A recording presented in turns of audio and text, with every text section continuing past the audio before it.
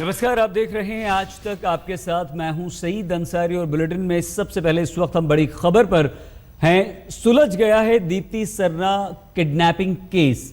एक तरफा प्यार में देवेंद्र नाम के आरोपी ने रची थी अपहरण की साजिश और मामले में सभी 5 आरोपियों को गिरफ्तार कर लिया गया है। गाजियाबाद के एसएसपी ने प्रेस कॉन्फ्रेंस करके बताया है कि मुख्य आरोपी देवेंद्र ने पहली बार दीप्ति को राजीव चौक पर देखा और उसके बाद से ही वो दीप्ति का पीछा करने लगा। 1 साल में 150 बार उसने दीप्ति का पीछा किया और इतना ही नहीं, उसने किडनैपिंग के लिए 2 ऑटो रिक्शा भी खरीदे और करीब 3 महीने से ऑटो खुद चला रहा था। एकदम फिल्मी स्टाइल में शाहरुख खान की फिल्म डर देखकर एक तरफा प्यार की सनक में आरोपी ने यह अपहरण किया था। देवेंद्र नाम इसका बताया जा रहा है।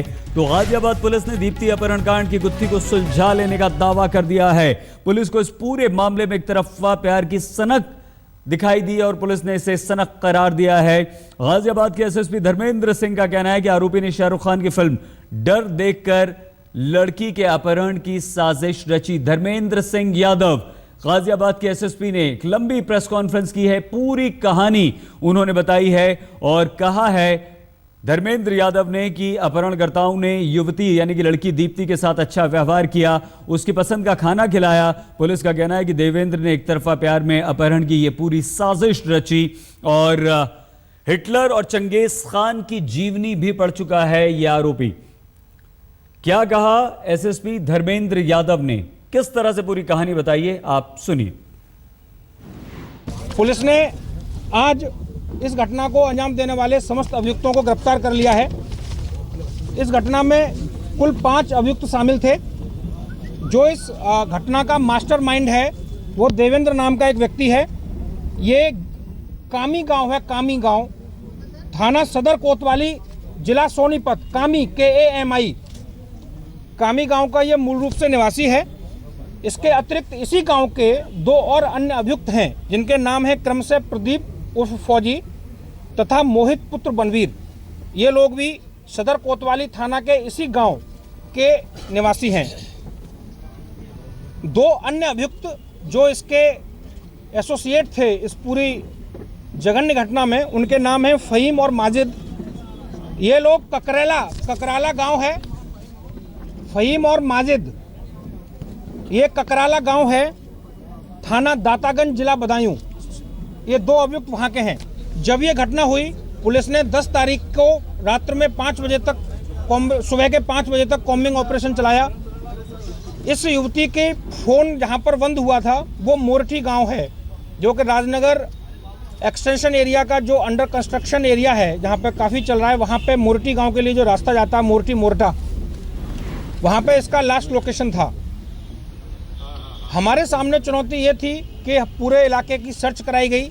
एक डर जो हम सब लोगों को था ये था कि इस युवती के साथ कोई इस प्रकार की वारदात न हो जाए जैसी अमानवीय वारदात कुछ दिन पूर्व दिल्ली में हुई, जिससे हम सभी परिचित हैं।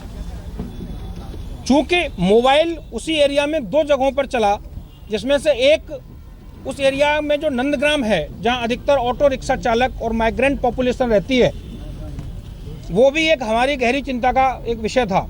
पुलिस कार्रवाई कर ही रही थी, जो अपनी प्रक्रिया कर रही थी।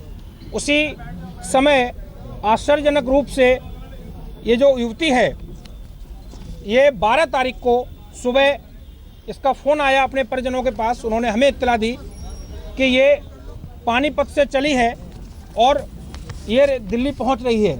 इस पर सारे लोग दिल्ली पहुंचे, जैसा कि आप सभी लोग ये जानते भी हैं। फिल्मी अंदाज में यह अपहरण किया गया, एक जबरदस्त इसके पीछे साजिश रची गई। आरोपी सनकी कौन है? फरार मुजरिम है आरोपी देवेंद्र, जिसने ये सारा का सारा अपहरण कांड रचा। सोनीपत से फरार हुआ था देवेंद्र, हिटलर से प्रभावित था और उसकी जीवनी उसने पढ़ी हुई थी। देवेंद्र ने हिटलर की बायोग्राफी पढ़ी थी और इसी से काफ़ी प्रभावित भी वो हुआ था और इसी ने ये पूरा का पूरा ड्रामा रचा था, पूरी कहानी रची थी। 150 बार लड़की का पीछा किया था।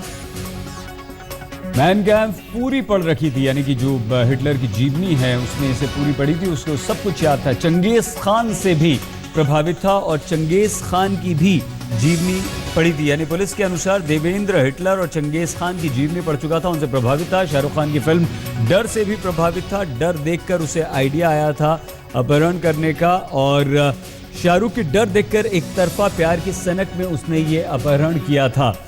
तो ये वो है आरोपी।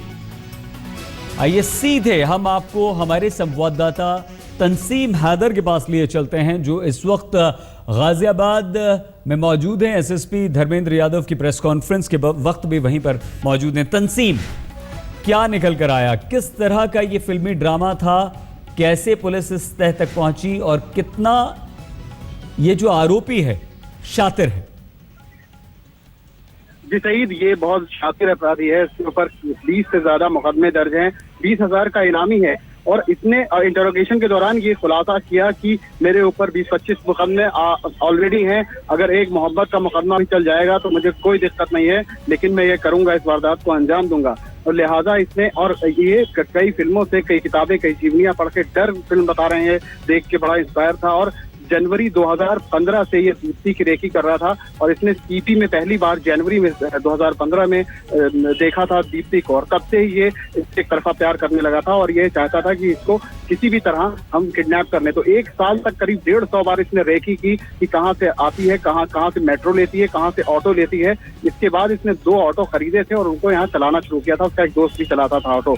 और फिर एक रोज उसने इस वारदात को अंजाम दिया और ये दिखाने की कोशिश की कि 3-4 लोगों ने तुम्हें किडनैप किया, लेकिन उनके बीच में मैं ऐसा हूं जो तुम्हें बचा लूंगा और मैं तुम्हें बचा के वापस भेज दूंगा। तो उसने ये पूरा ड्रामा किया और बचा के फिर वापस भेज दिया कि ये लगे। और जाते वक्त उसको बोला कि किसी को बताना नहीं, मैंने तुम्हारी जान बचा ली है इन अपहरणकर्ताओं से। तो खुद को हीरो बनाने के चक्कर में उसने इस पूरी वारदात को अंजाम दिया और पूरा ये प्लॉट रचा और एक लड़की की जान खतरे में डाल दी। तो अब फिलहाल पुलिस का ये पूरा खुलासा है। तंसीम, बहुत धन्यवाद फिलहाल इस जानकारी के लिए, और आगे आपसे जानकारी हम हासिल करेंगे। हमारे संवाददाता तंसीम हैदर ने पूरी बात बताई है। रुख बिहार से, जहां आरजेडी ने रेप के आरोपी अपने विधायक राजबल्लभ यादव को पार्टी से निकाल दिया है। राजबल्लभ यादव पर एक नाबालिग से रेप का आरोप है। केस दर्ज होने के बाद से ही फरार चल रहे हैं आरोपी विधायक और अब पार्टी ने